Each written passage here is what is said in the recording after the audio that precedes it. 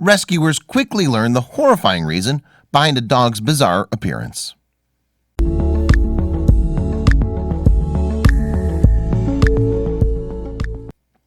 It should go without saying, but when we make the decision to bring an animal into our lives, that includes accepting the responsibility of caring for it and providing it with the love and attention it needs.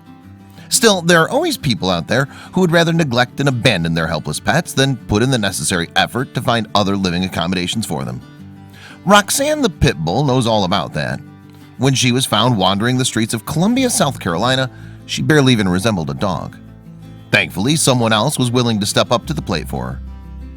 Most people can't imagine harming or abandoning an innocent animal or leaving them to fend for themselves on the street.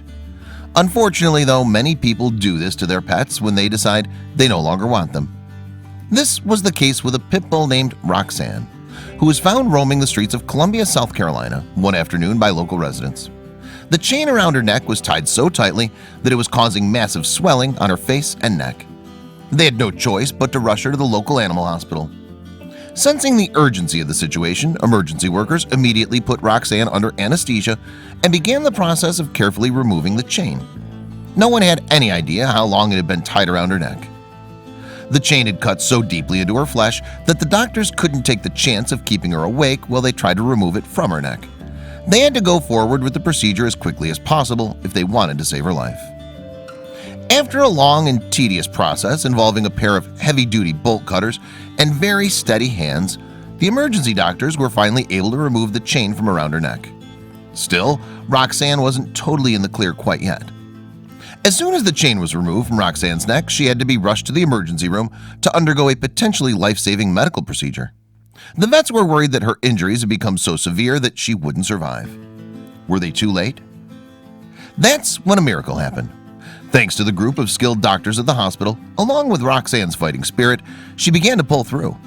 It was a long time coming, but her future was finally starting to look bright.